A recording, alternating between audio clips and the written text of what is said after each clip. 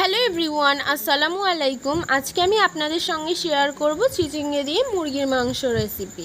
আজকের রেসিপির জন্য মা প্রথমেই একটি কড়ার মধ্যে পেঁয়াজ কুচি আর পরিমাণ মতো সর্ষের তেল দিয়ে একটু নেড়ে চেড়ে পেঁয়াজটা ভেজে নেওয়া হয়ে গেলে অ্যাড করে দিচ্ছে হলুদ গুঁড়ো। তারপরে হলুদটা পেঁয়াজের সঙ্গে ভালোভাবে মিক্স করে নেওয়া হয়ে গেলে চিকেনের পিসগুলো দিয়ে দিচ্ছে। এখন ভালোভাবে নেড়ে চেড়ে চিকেনটা হালকা ভেজে নিচ্ছে। তারপরে অ্যাড করে দিচ্ছে স্বাদ মতো নুনটা দিয়ে আবারও ভালোভাবে মিক্স করে নিচ্ছে চিকেনের সঙ্গে। তারপরে অ্যাড করে দিচ্ছে গোটা কাঁচা লঙ্কা, মাঝখান থেকে ভেঙে অ্যাড করে দিল। অ্যাড করে দিচ্ছে জিরে মরিচের গুঁড়ো। তারপরে অল্প একটু জল অ্যাড করে ভালোভাবে নেড়ে চেড়ে মিক্স করে নিচ্ছে। এখন কড়ার ঢাকনাটা চাপা দিয়ে রাখছে। কিছুক্ষণ পর অ্যাড করে দিচ্ছে আদা রসুনের পেস্ট।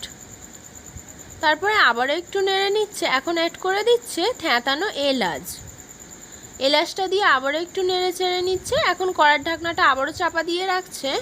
কিছুক্ষণ পর কড়ার ঢাকনাটা খুলে আবারও একটু নেড়ে চেড়ে অ্যাড করে দিচ্ছে টমেটো সস। এখানে 2 পাতা টমেটো সস ইউজ করছে।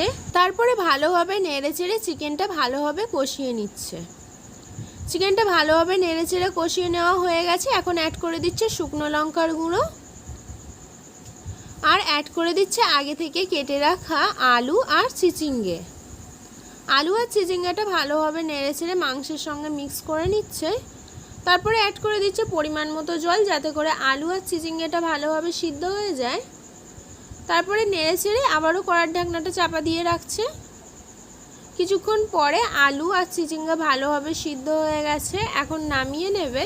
এইভাবে যে কোনো সবজি দিয়ে মুরগির মাংস রেসিপি খেতে অনেক সুস্বাদু হয়। আপনারাও চাইলে বাড়িতে ট্রাই করে দেখতে পারেন। আজকের রেসিপিটা এই পর্যন্তই। আজকের রেসিপিটা ভালো লেগে থাকলে হাবিবার রান্নাবাটি চ্যানেলটিকে সাবস্ক্রাইব করে অল নোটিফিকেশান অন করে রাখবেন। ফিরে আসবো আবারও নেক্সট কোনো রেসিপি নিয়ে। সম্পূর্ণ রেসিপিটা দেখার জন্য ধন্যবাদ।